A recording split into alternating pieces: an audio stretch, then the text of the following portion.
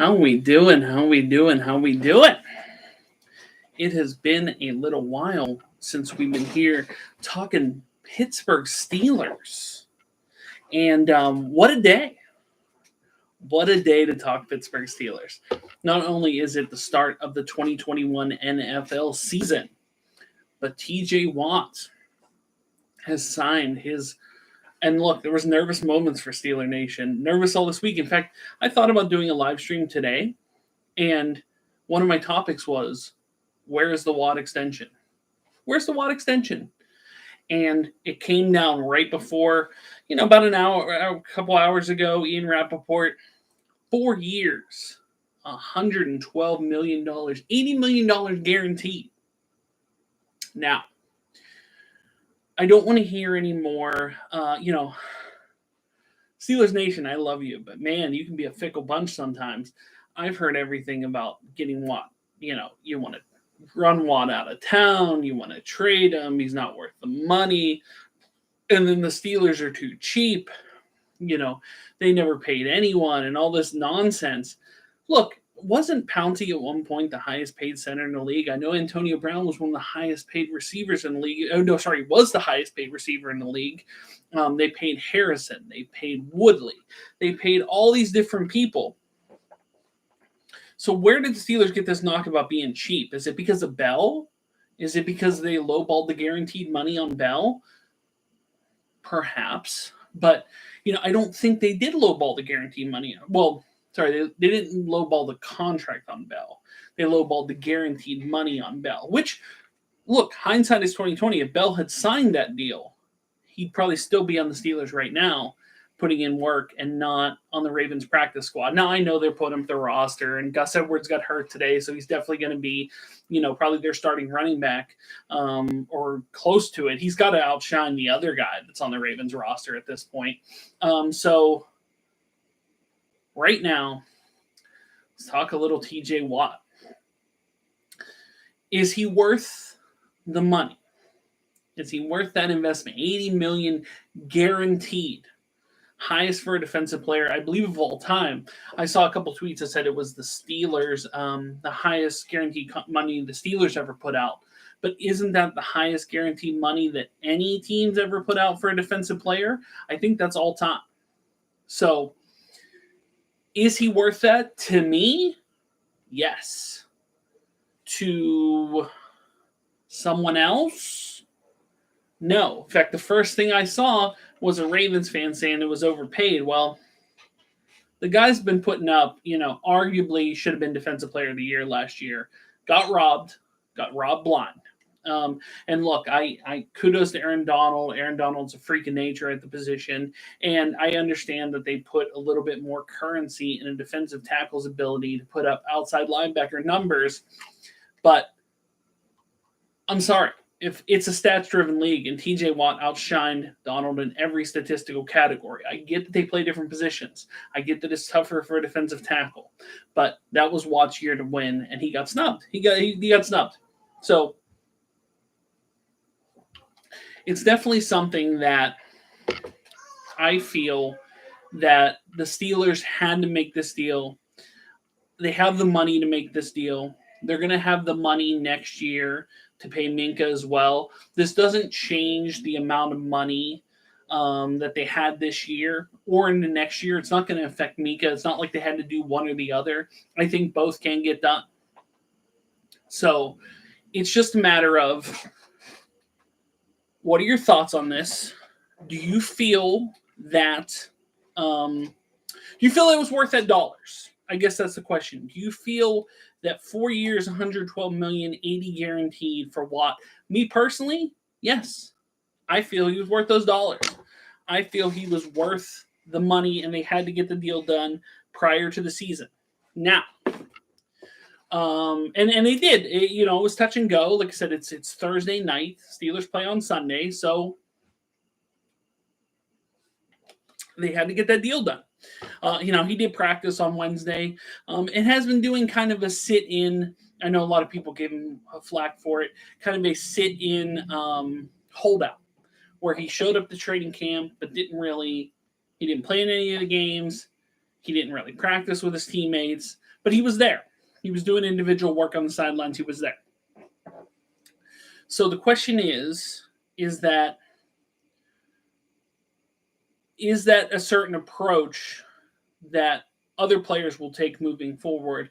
Say like a Fitzpatrick, if he's coming up on the the last year of his deal, would he do stage like a sit-in where he shows up to training camp but doesn't actually practice or play in any of the pre? Perhaps, but I feel the Watt contract was justified. The Watt contract was worth it, and the Watt contract did get done. And the Steelers, they're painted as being like this some cheap franchise. The Pirates are a cheap franchise. Anybody in Pittsburgh should never paint the Steelers with a brush that only the Pittsburgh Pirates should be painted in. The Pirates are notoriously cheap. No one who's a Pittsburgh fan should say the Steelers are cheap when the Pittsburgh Pirates are there to compare them to. Simple as that. It's just not even a question. It's not even a statement that should be uttered. The Steelers have always paid their guys. They're not doing Kirk Cousins deals, though. They're not doing these crazy deals, and they're not throwing out big money in free agency. They never do. But the Steelers have shown in rare few occasions that they can change their stripes for a certain player or a certain opportunity. I don't feel that the Steelers give out $80 million guaranteed. I don't know if they necessarily wanted to give up $80 million guaranteed, but it was the cost of doing business. Just like getting Mika Fitzpatrick when they traded for the Dolphins, they don't ever trade their first-round picks. They traded their first-round pick because it was the cost of doing business. So the Steelers are going to do that. They're going to change their stripes, and they're going to put themselves out there when when the certain situation strikes. It won't always strike for them. It won't always be something that they will be able to win at. But so far they've won at it. They got the Watt deal locked up. They traded for Fitzpatrick, and they won in both of those circumstances. Now, in the sense that Watt has to keep putting up these unreal numbers that he's been putting up the last 2 years. If he keeps putting up those unreal numbers he's put up the last few years, it's worth every penny you paid him. But will he? That's the true nature of whether the Steelers won.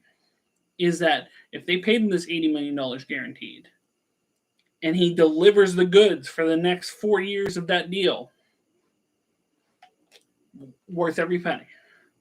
Worth every penny. Plus, the Steelers have to understand, and I think the Steelers do understand, that Ben, even if he comes back the next couple of years, is not going to be making, it's not going to be a $20 million a year guy anymore. He's on the lower range of that contract. They're going to have big money next year, and they're going to need it because there's some players that have to be re-upped. Like Mika Fitzpatrick, for example. He's got to be re-upped. You don't know Ben's situation. You don't know if Ben's going off in the sunset or if he's coming back next year. So there's a lot of money that's going to go a lot of different ways. But the Steelers know what they're doing. This doubt that the people had in their mind about the Steelers, they're cheap and they don't, they're not worried about, thing, and they're not going to pay their guys is absurd. It's absurd talk. They have always shown that they're going to pay their guys. The only time that they've ever scoffed on that is when it comes to players that are getting longer in the tooth. Like when this deal's done, I think I saw that Watt's going to be somewhere in the neighborhood of like 33 years old. That might be the end of the road for him here. The hope is that, that he can live to the end of that contract, that he can be a productive player till the end of that contract.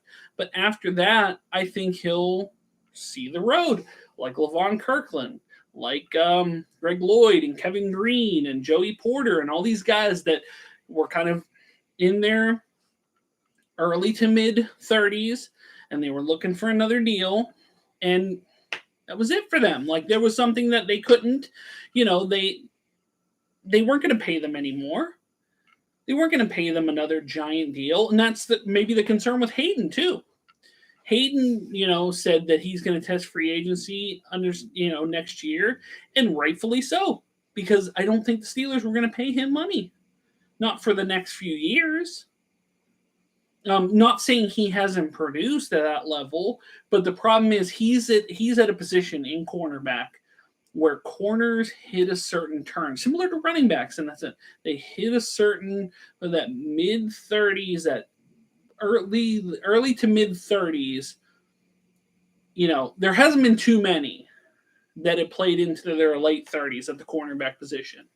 There's a few, but there hasn't been too many. So the Steelers kind of hedged their bets on that front. I didn't think they were going to pay Hayden that money. And look, I'd love to get him back on a veteran, not saying veteran minimum, but like on a cheap kind of hometown discount, even though it's not his hometown deal. But I don't know if that's necessarily the case. Plus, they got money to spend next year. They got money, not saying they ever spend it in free agency, but they do have money to spend, and I could see them putting some money into a corner, or maybe Witherspoon, which, we have discussed the Steelers trade, kind of under the radar move for Witherspoon from Seattle. Giant corner, plays the outside.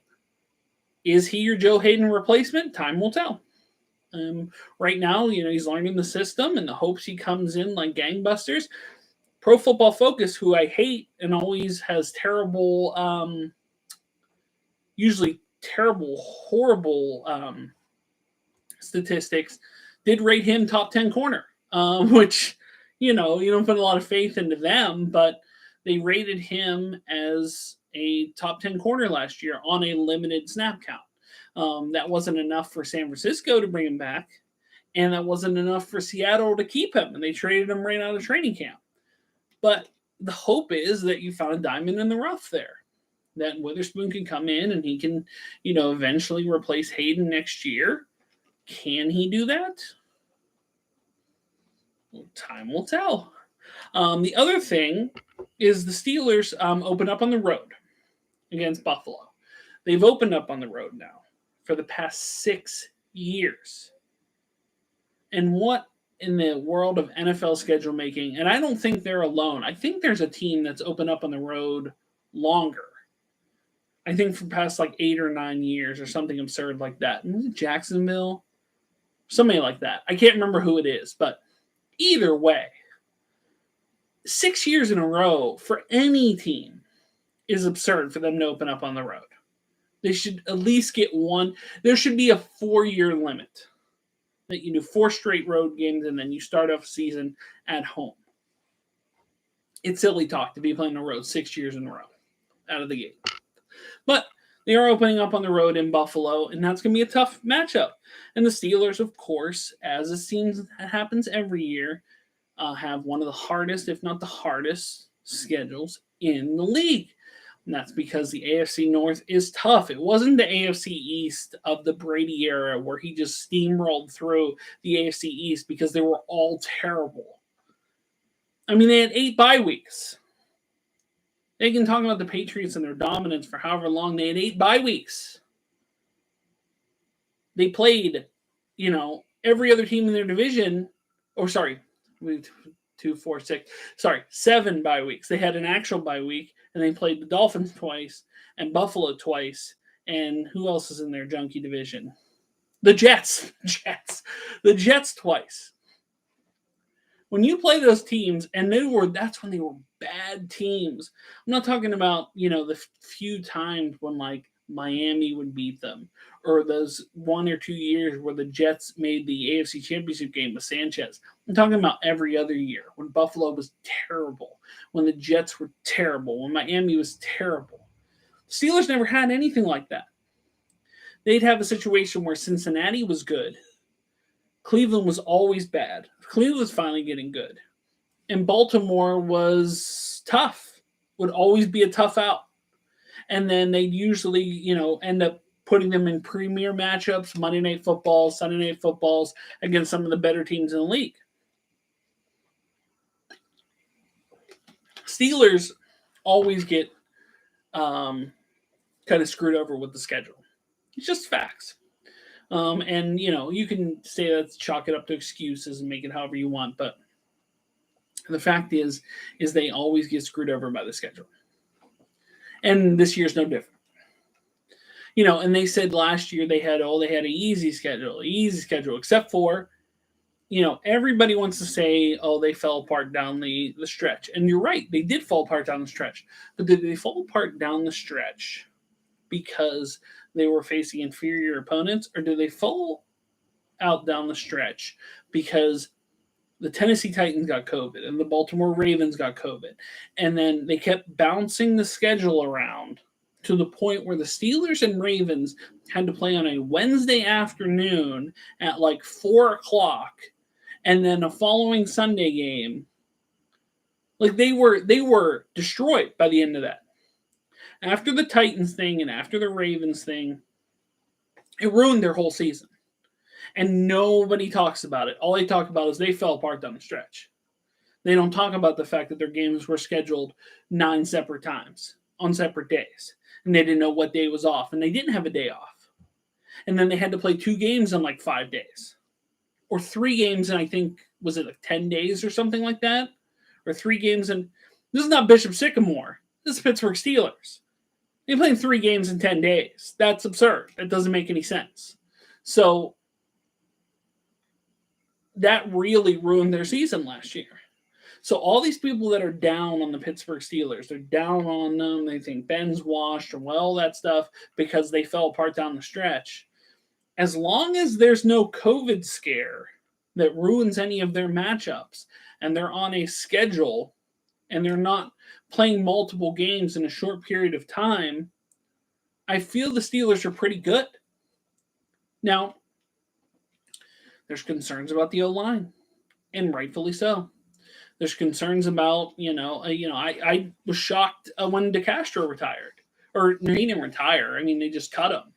He hasn't officially retired, but he said his body gave out. Nobody signed him. Just like Mitchell Schwartz.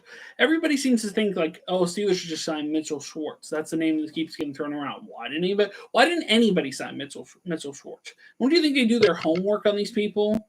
And they know? I remember a few years back, Steelers fans, everybody wants them to sign someone. They have to sign someone. They have to sign this guy or that guy. They do their homework on these people. If they don't sign them, and then you find out all 32 teams have passed on this person, there has to be a reason why. They don't just, we don't want our O-line to get better. That's silly. It's not because they're cheap. It's because there has to be a reason. And, they cut DeCastro, and it was a surprise and a shock. And Pouncey retired, and that was kind of expected, but also a surprise.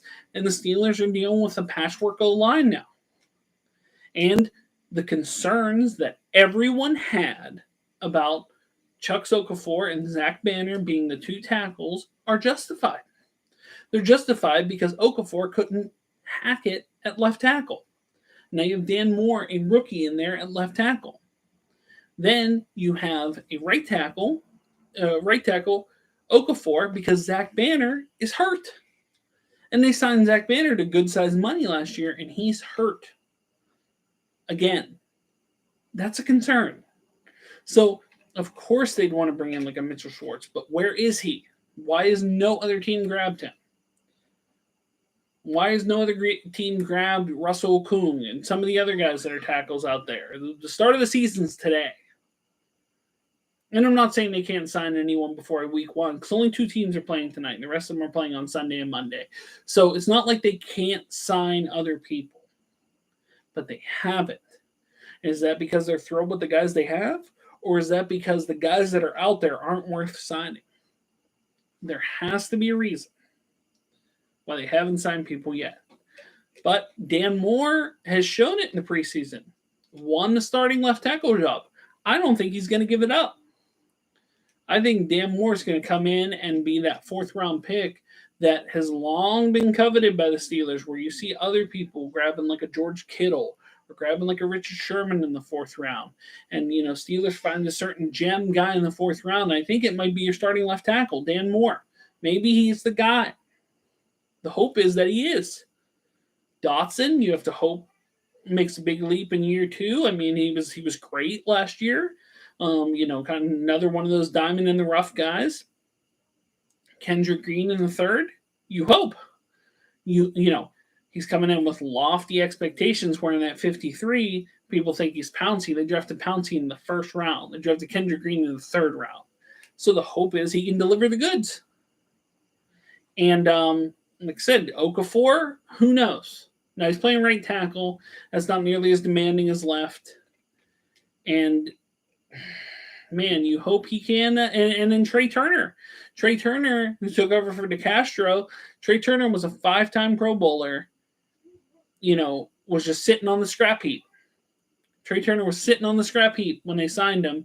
And, 5-time Pro Bowler, why didn't he have a contract? Why was he not getting paid giant dollars? Why are the Steelers able to pick him up for like 1 year, $3 million or $4 million? Because there's some concerns there. The hope being is he can deliver. But the question is, can he deliver? That's the Steelers' biggest weakness, I would say. Carl Joseph, currently on the practice squad, needs to be elevated to the main roster. See no reason why he shouldn't be. He should be on the main roster right now or before week 1. That is your backup spell safety. There's no reason he should not be.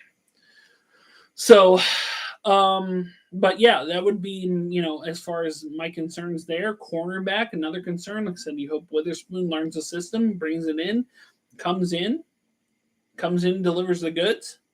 You hope that the Steelers' patchwork O-line delivers. Beyond those 2 positions, and I'm going to make a bold statement here for you.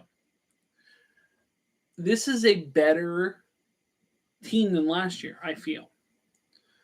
I'm not too worried about losing Bud because people seem to forget the first 4 years when he was not that good. Bud wasn't that good the first 4 years of his rookie contract. He was not good. A 5, first round pick that had, 5-6 sacks a year. Now, was it just that he wasn't good in comparison to TJ Watt, who came in like, his hair's on fire, shot out of a cannon? Probably.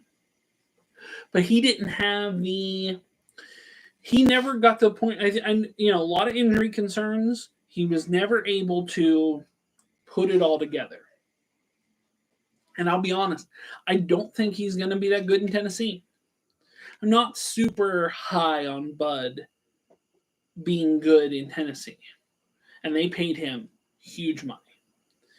I think Highsmith has the ability to be a perfect complement to what Watt brings. Because people are going to fear Watt. And rightfully so. And they're going to shuffle more protection to Watt's side, letting Highsmith go one-on-one with someone. And Highsmith has shown in training camp and in the preseason that he can do it, that he can beat a one-on-one matchup. So, and then you have Melvin Ingram to spell either of those guys.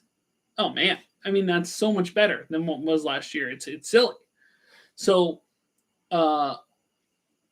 Najee over Connor based on last year to this year. Freiermuth as a co-tight end with Ebron.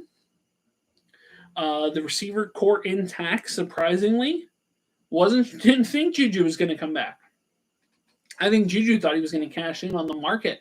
And a lot of people so there were some concerns about health and, the fact that he wasn't putting up giant stats when he was,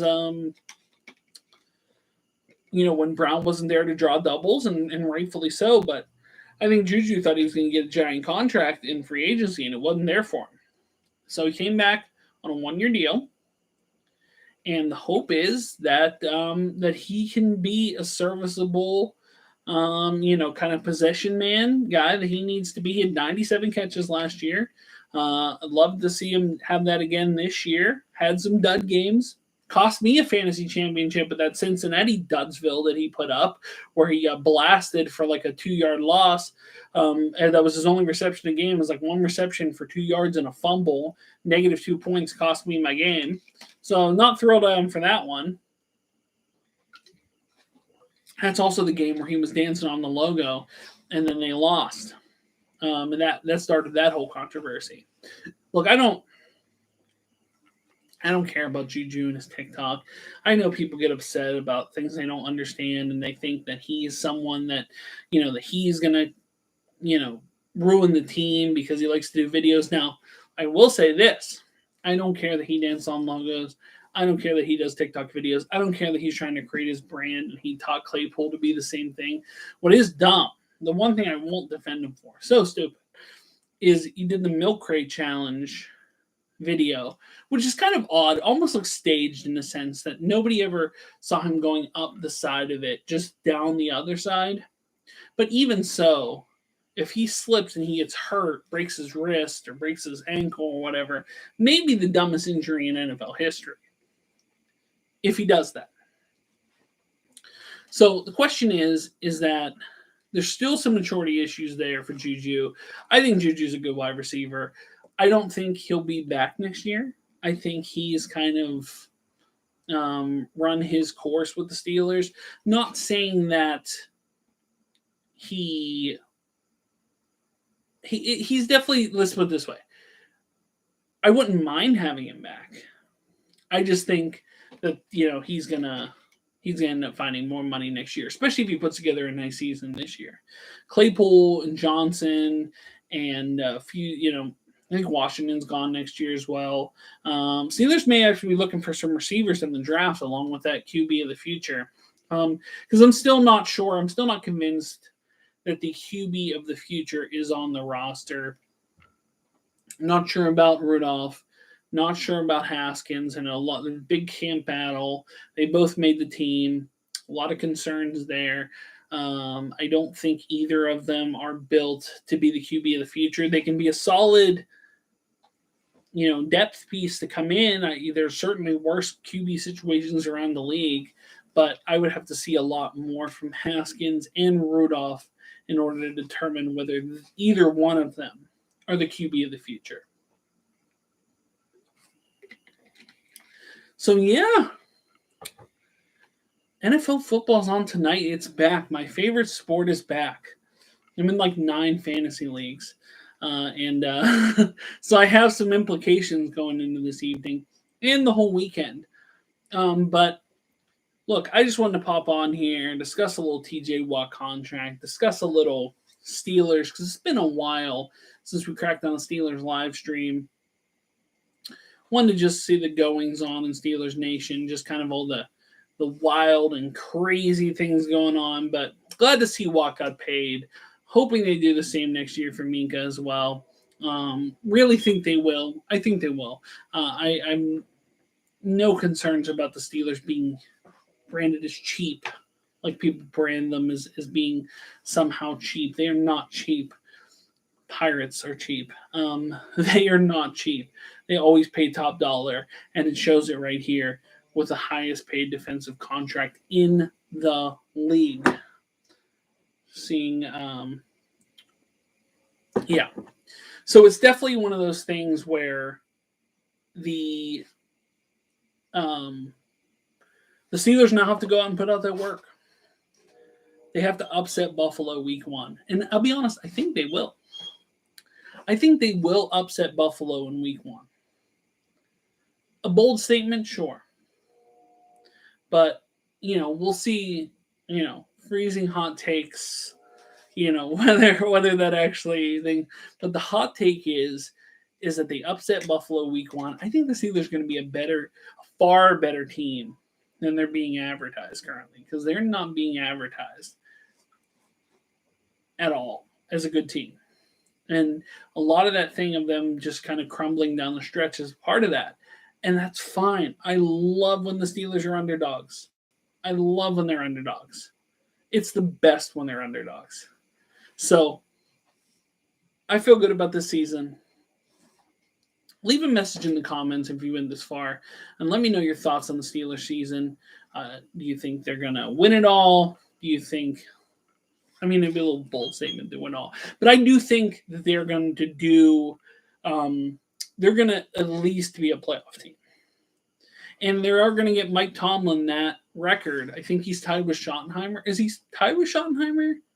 Or is he close to being, not sure what the, not sure if he's close to, or if he's ties this year with Marty Schottenheimer for 15 consecutive non-losing seasons, or does he beat Schottenheimer this year? I think he might beat him this year, and I think they're going to do that for him. I think they will have another winning season. I think Tomlin will set that record, and if Tomlin does set that record with a Super Bowl under his belt, and he needs 4 wins to pass Cowher, and if he gets those 4 wins and he gets another non-consecutive losing season, Tomlin's a Hall of Fame coach.